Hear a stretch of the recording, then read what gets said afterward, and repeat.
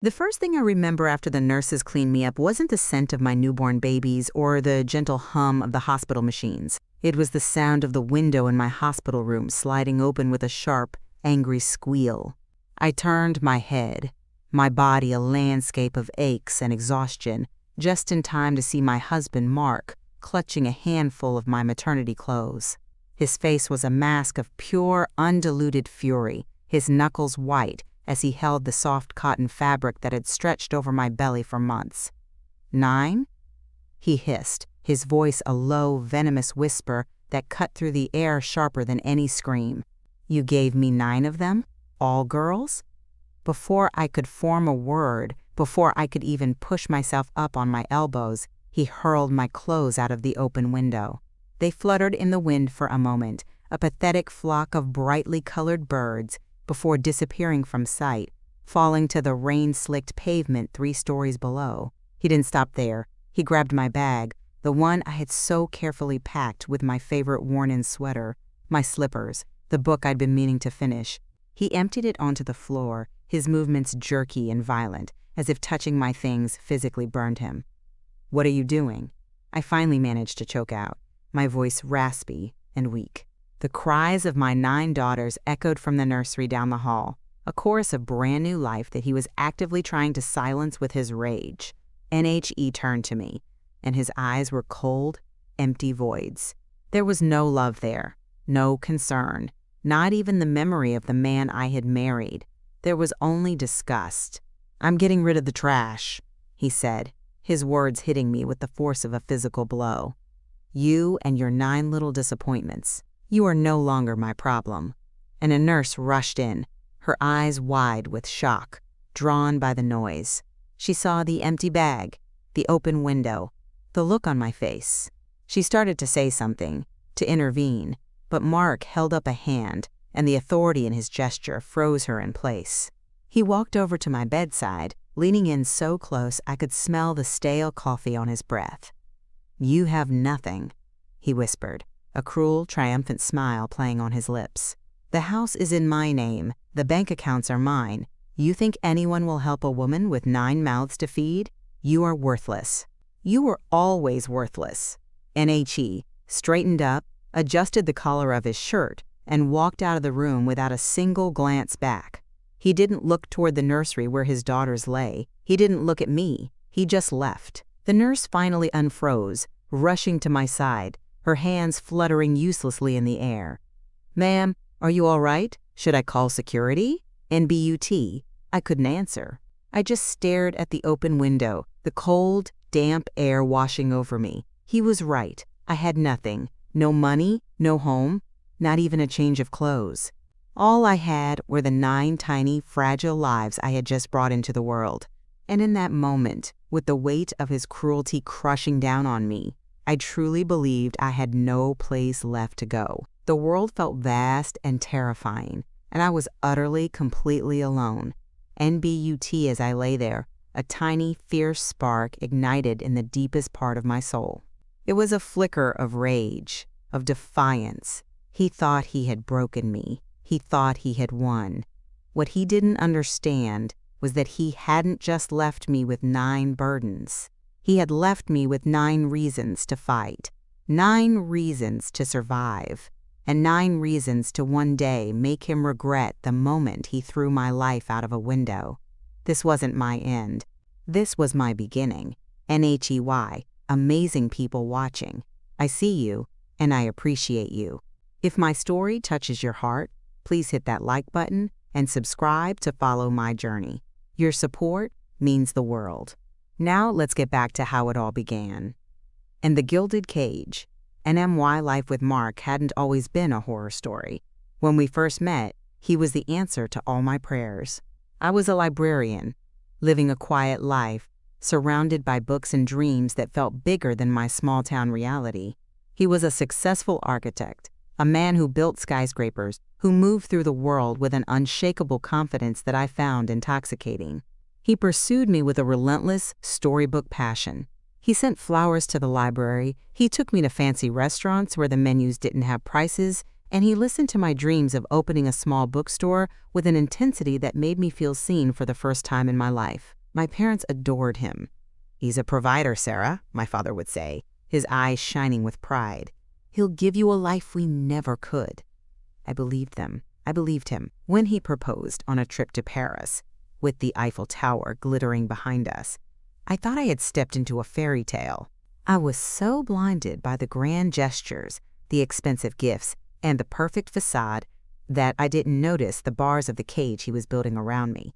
NTHE first sign was subtle. A few months after our wedding, I brought up my dream of opening a bookstore again. I had even found a perfect little location downtown. Mark smiled, that same charming smile that had won me over, and patted my hand. "Darling, why would you want the stress of running a business? You don't need to work. My job is to take care of you. Your job is to make our house a home." I was taken aback, but his logic seemed born of love, of a desire to protect me, so I let the dream go. I told myself he was right. This was better. Then came the friends. My best friend, Chloe, was loud, funny, and fiercely independent. Mark called her a bad influence. He'd find reasons for us not to see her. He'd schedule a last-minute dinner with his clients on the nights I was supposed to meet her, or he'd complain of a headache and need me to stay home. Slowly, without me even realizing it, my world began to shrink until he was the only one in it. My life became about his needs, his schedule, his ambitions. NWE started trying for a family, and his desire for a son was an all-consuming fire. He spoke of it constantly. "My heir," he'd call the unborn child, "the one who will carry on my name, my legacy."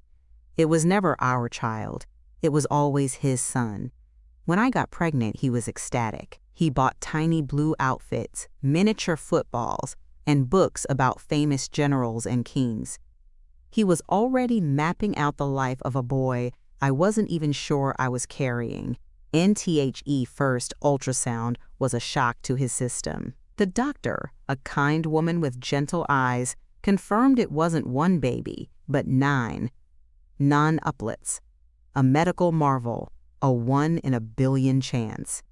I was terrified and overwhelmed, but a part of me was also filled with a strange, fierce joy. 9 heartbeats. 9 souls. Mark, however, went pale. He didn't speak for the entire car ride home. That night, he finally broke his silence. "They have to be boys," he said, his voice tight. "At least some of them. The odds have to be in my favor." NHI's obsession grew with my belly. He became controlling, monitoring my diet, my sleep, my every move, as if his willpower alone could shape the gender of our children. The man I had fallen in love with was gone, replaced by a stranger whose love was conditional, transactional. I was no longer his wife. I was a vessel for his legacy. The gilded cage he had built for me was starting to feel less like a palace and more like a prison. I was isolated, lonely, and deeply afraid of what would happen if I failed to deliver on his one demand. I prayed for a son, not for myself, but for my own safety. I prayed that giving him what he wanted would bring back the man I thought I had married. But as I would soon learn, that man had never truly existed at all. In the cracks in the foundation, NTHE pregnancy was a grueling, high-risk journey that confined me to bed rest for the final 4 months. My world shrank to the 4 walls of our master bedroom, a luxurious prison with silk sheets and a view of a garden I could no longer walk in. Mark hired a private nurse to watch over me, not out of concern for my well-being, but to ensure his investment was protected. He treated me like a fragile porcelain doll that held his most prized possession. He would come home from work, place a hand on my enormous belly, and talk to the babies as if they were already his little soldiers. "You're going to be strong, just like your father," he'd murmur. "You're going to build empires." And I felt like an incubator, a biological machine whose only purpose was to produce a male heir. My own thoughts, my own fears, my own identity seemed to dissolve with each passing day. The nurse, a stern, older woman named Mrs. Gable, reported my every move to him.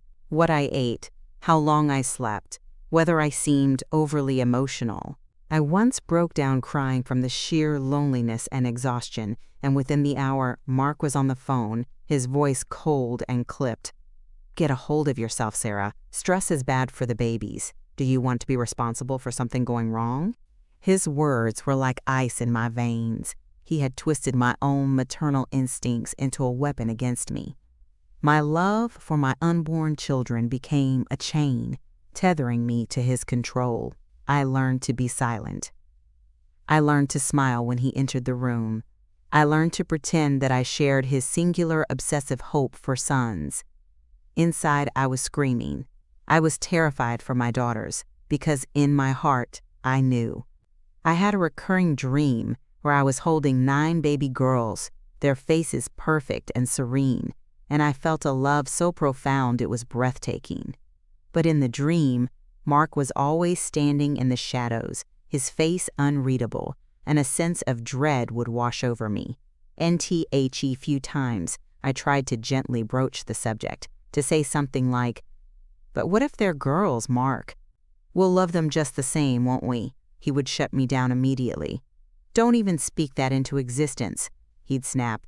"I've worked my entire life for this. I deserve a son. After everything I've given you, it's the least you can do for me." The phrase, "everything I've given you," became his mantra. He saw our marriage not as a partnership, but as a transaction in which I was eternally indebted to him for the lifestyle he provided. My role was to repay that debt with a male child.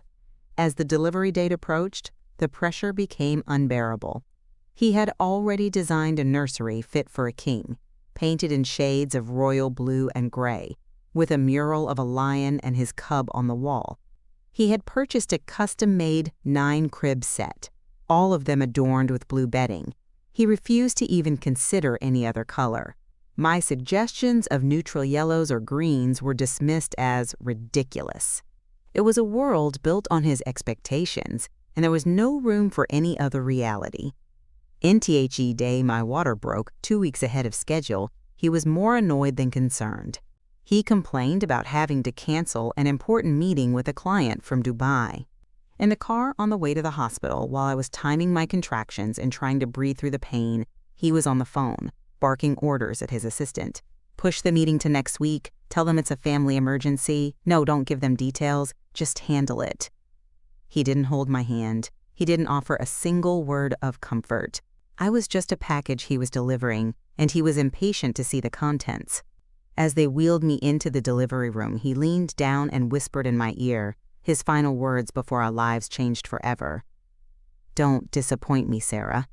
And in his eyes, I saw not a loving husband, but a ruthless businessman waiting to see if his investment had paid off. And the Storm Arrives NTHE delivery room was a blur of bright lights, beeping machines, and the urgent, calm voices of the medical team. It was a massive undertaking, a carefully choreographed dance involving dozens of doctors and nurses, one for each of my babies and one for me. The air was thick with anticipation. I felt strangely detached from my own body, a spectator in the most profound event of my life. My focus was singular: bring them into the world safely. Through the haze of pain and exhaustion, I could see Mark standing in the corner, his arms crossed, his face tense. He looked less like a nervous father and more like a gambler, watching the final spin of the roulette wheel. One by one, they arrived, tiny, screaming, and utterly perfect. With each birth, a nurse would announce the gender. "It's a girl!"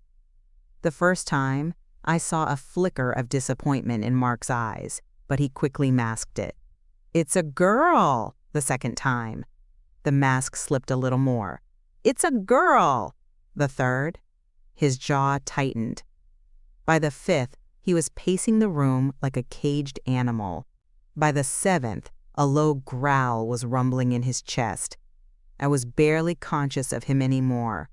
I was lost in a world of my own, my body pushing through unimaginable limits, my heart swelling with a fierce protective love for these tiny daughters I hadn't even held yet. When the 9th and final baby was born and the doctor announced, "Congratulations, You have 9 beautiful, healthy baby girls." The room erupted in a quiet, professional celebration. The nurses were smiling. The doctors were congratulating each other on a successful, historic delivery. But Mark was silent. The air around him had turned frigid.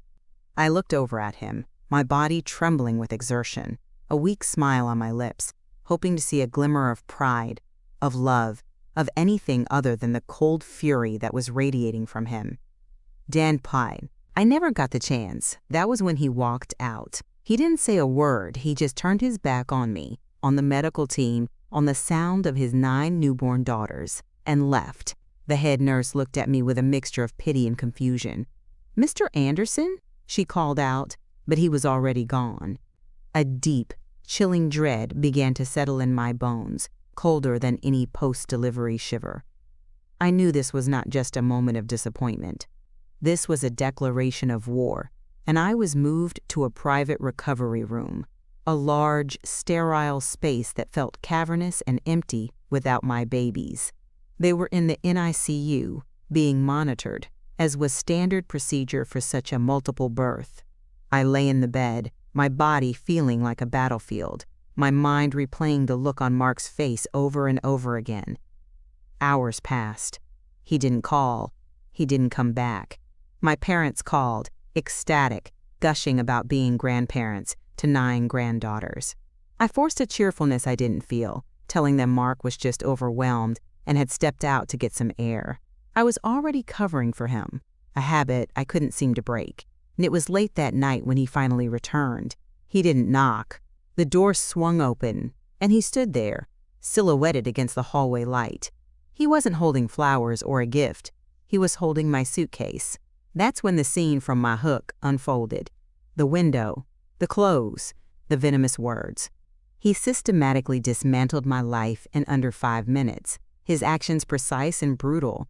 He was not just leaving me, he was erasing me. He was stripping me of my home, my financial security, and my dignity, leaving me with nothing but the hospital gown on my back and the title of mother to 9 children he had already disowned. When he uttered the words, "You are no longer my problem," and walked away, a profound silence descended upon the room.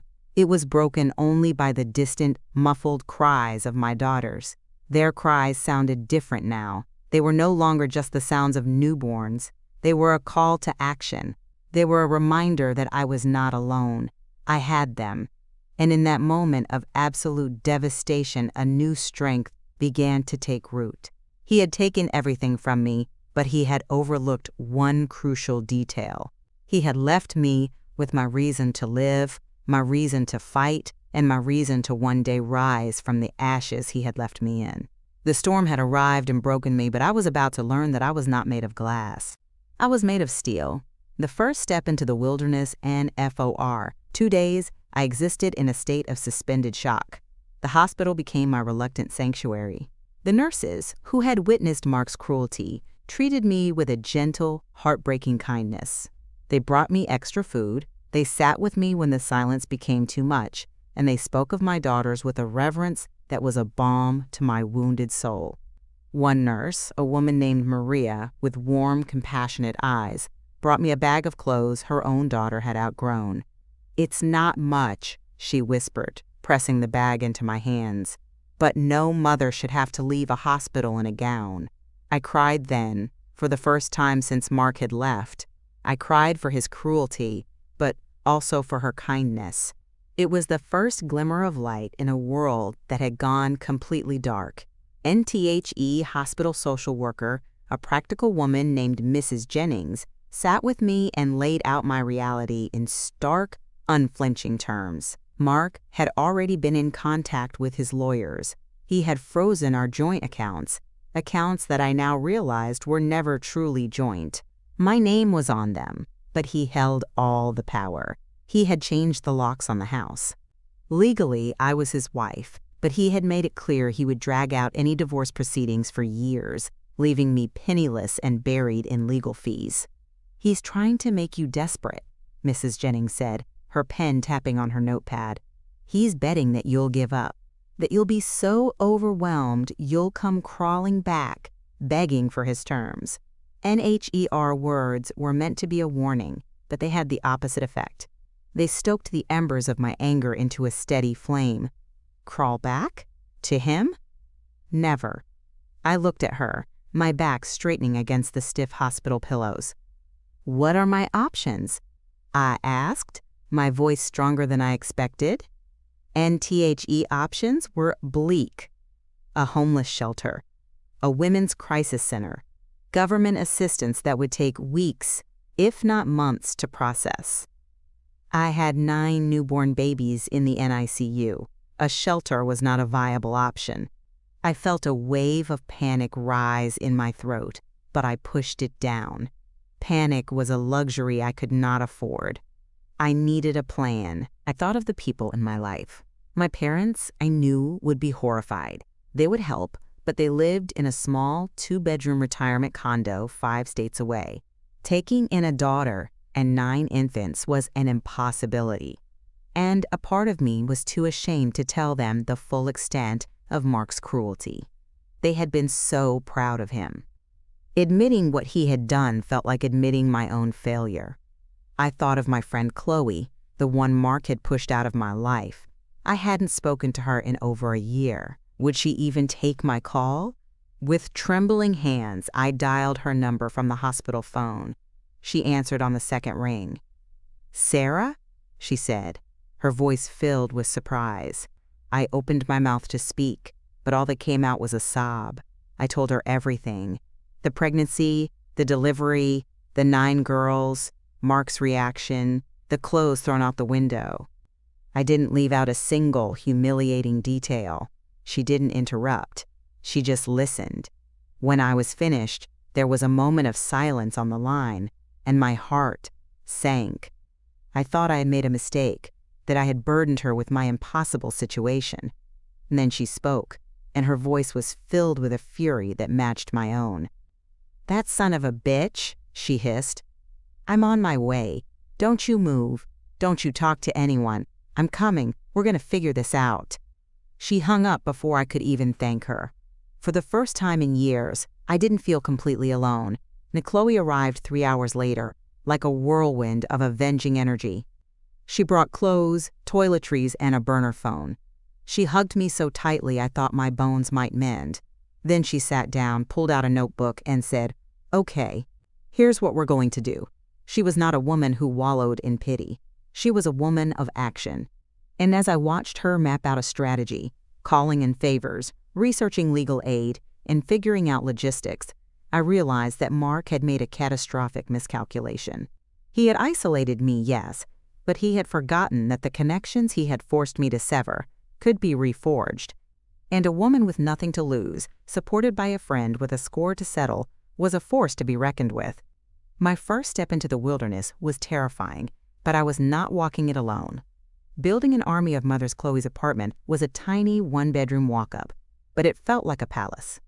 It was a safe harbor in the middle of a raging storm.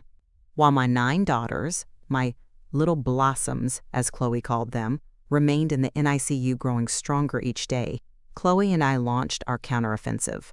Our first move was strategic and public. Chloe, who worked in social media marketing, had an idea.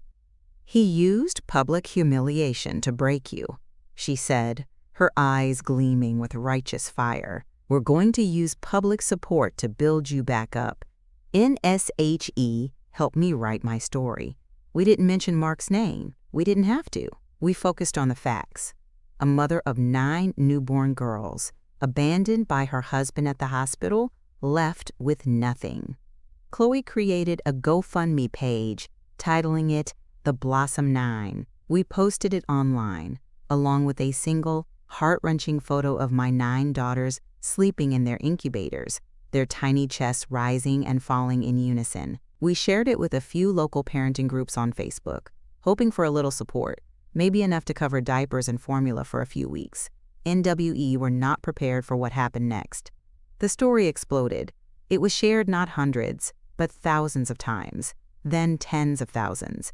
It was picked up by local news bloggers, then the local news stations. Within 48 hours, my story, the story of the abandoned mother and her 9 baby girls, had gone viral. The donations poured in, small amounts and large, from all over the country, from all over the world. But more than the money, it was the messages that rebuilt my shattered spirit. They came from other mothers, women who had been left, who had been betrayed, who had been made to feel worthless by the men who were supposed to love them. They shared their own stories of survival, of resilience. They offered advice, they offered prayers, they offered words of encouragement that felt like a shield against the darkness. "You are not alone," one woman wrote. "We are your army," and they were. An army of mothers. Local businesses started reaching out. A baby supply store offered a year's worth of diapers. A formula company offered to cover all our feeding needs. A local car dealership, owned by a single mother of 3, called and offered to donate a used passenger van. "You're going to need it to get your army around," the owner said, her voice thick with emotion. Strangers organized clothing drives and meal trains.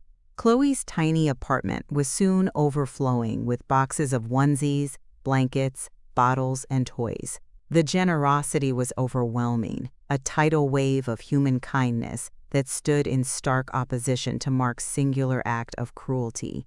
And I spent my days at the hospital, sitting by my daughters' incubators, reading them the messages of support from my phone. I wanted their first experience of the world to be not their father's anger, but this outpouring of love. I named them after the virtues I hoped they would embody: faith, hope, grace, charity, prudence, justice, temperance, and fortitude. The 9th, the smallest of them all, I named Amira, which means princess and leader. They were my 9 little virtues, my princesses, my future leaders. Mark, of course, was watching all of this. Chloe had sources who told us he was apoplectic. His attempt to crush me had backfired spectacularly. He had tried to paint me as a worthless, helpless victim. Instead, the world saw me as a hero. He had wanted to shame me into silence, but instead, my story had given a voice to countless other women. He had tried to make me invisible, but now I was more visible than ever. He had inadvertently built me a platform and handed me a microphone, and I was just beginning to figure out how to use it. The army was assembled. The supplies were gathered. The next step was to fight for our future. The lioness in the courtroom, NTHE Day, my daughters were finally released from the hospital, was the most terrifying and beautiful day of my life. Chloe and I, with the help of a few volunteers from our newfound army, loaded my 9 tiny, precious bundles into the donated van. Driving away from the hospital, I felt a surge of panic. Now it was real. I was solely responsible for these 9 lives. But as I looked in the rearview mirror at the row of car seats, at the 9 peaceful, sleeping faces, the fear was replaced by a fierce, unshakable resolve. I would not fail them. NWE moved into a modest 4-bedroom rental house that had been secured for us by a housing charity. It was nothing like the opulent mansion I had shared with Mark, but it was a home. It was filled with love, laughter, and the constant, chaotic symphony of 9 babies. Our army of mothers continued to support us, dropping off meals, helping with feedings, and giving me moments of respite so I could sleep or shower. I was never alone. Meanwhile, the legal battle with Mark began. He had hired a team of high-powered, ruthless lawyers. Their strategy was clear: to paint me as an unstable, opportunistic woman who had fabricated the story of his cruelty to swindle money from the public. They filed motions to have the GoFundMe accounts frozen. They subpoenaed my friends and family, looking for any dirt they could find. They tried to bury me in paperwork and legal maneuvering, hoping to exhaust my resources and my will to fight. They underestimated me. They also underestimated the power of my story. I had hired a young, brilliant legal aid lawyer named Evelyn. She was a lioness, sharp and fearless. When we walked into the courtroom for our first hearing, I was terrified. Mark was there, looking smug and confident in his expensive suit. He wouldn't even look at me. He thought he had this in the bag. NHI's lawyer began by trying to discredit the hospital incident. "Mrs. Anderson has a flair for the dramatic," he said, his voice dripping with condescension. There is no proof my client did any of the things she alleges. That's when Evelyn played her trump card. Your Honor, she said, her voice clear and steady, we would like to call our first witness, Nurse Maria Reyes. Maria walked to the stand, her face a picture of calm determination. She recounted everything she had seen that day in the hospital room. The open window, the empty suitcase, the look of terror on my face. She spoke of the clothes she had given me because I had nothing else to wear. Mark's lawyer tried to rattle her, accusing her of being starstruck by my viral fame. But Maria didn't waver. I'm not here because of fame, she said, looking directly at the judge. I'm here because I saw a man commit an act of profound cruelty against the mother of his newborn children, and I will not be silent about it. Next, Evelyn called the hospital social worker, Mrs. Jennings, who testified about Mark's immediate legal threats and his attempts to leave me destitute. Then came the masterstroke. Evelyn had tracked down the security guard who was on duty that night. His post was near the staff parking lot, directly below my hospital room window. He testified that at approximately 10:30 p.m., he had seen several items of women's clothing fall from a third-story window. He had even gathered them, thinking someone had made a mistake, and turned them into the lost and found. Evelyn produced the bag from the lost and found, and inside was the maternity sweater I had so carefully packed. NTHE courtroom was silent. Mark's face had gone from smug to ashen. He had been so arrogant, so sure of his power, that he had never considered the possibility of witnesses. He had never considered the ordinary people who see, who remember, and who have a conscience. NTHE judge, a woman with 3 grown daughters of her own, looked at Mark with an expression of utter contempt. She denied his motion to freeze the GoFundMe account. She ordered him to pay a substantial amount of temporary child support and alimony, effective immediately. She granted me full, temporary custody of the girls and issued a restraining order against him. And I walked out of that courtroom feeling 10 feet tall. It wasn't just a legal victory. It was a moral one. I had faced my abuser, and I had won. I had shown him, and the world, that I was not the weak, helpless woman he had tried to create. I was a mother, a survivor, and a fighter. The battle was far from over, but I had won the first, most important round. I had proven that the truth is a powerful weapon, and my truth was just beginning to come to light. And Legacy of Love in THE, years that followed were a beautiful, chaotic, exhausting, and joyful whirlwind. The divorce was long and messy, just as Mark had intended. He fought me on every single point, from child support to visitation rights. But he had lost his most powerful weapon, my fear. With every legal battle he initiated, I grew stronger and more confident. The world was watching, and his attempts to paint me as a villain only made him look more like the monster he was. In the end, the court finalized the divorce, granting me full custody and a child support settlement that would ensure my daughters would never want for anything. He was granted supervised visitation twice a year, but after a few awkward, stilted visits where he couldn't connect with the daughters he had never wanted, he stopped showing up altogether. He faded from our lives like a bad dream. NHI's own life unraveled. His reputation was in tatters. Clients, especially those with families, no longer wanted to work with the man who had abandoned his 9 daughters. His firm downsized, then downsized again. The last I heard, he had sold the mansion we once shared and was living in a small apartment, a bitter, lonely man whose legacy was not one of skyscrapers and empires, but of cruelty and shame. Justice, I learned, is not always a lightning bolt. Sometimes it is a slow, creeping tide that erodes a man's world until he is left with nothing but the island of his own making. NMY World, on the other hand, blossomed.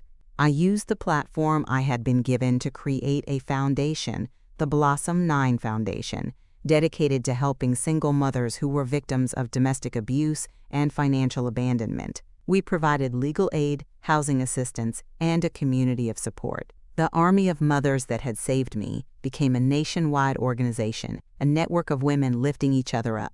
I finally opened my bookstore, a cozy little shop with a children's corner and a community room where we held support groups for our foundation. NMY daughters grew into 9 incredible, unique, and brilliant young women. Faith became a doctor, Hope a human rights lawyer, Grace was a talented artist, and Charity a dedicated social worker. Prudence became a financial advisor, helping women gain independence. Justice, fittingly, became a prosecutor.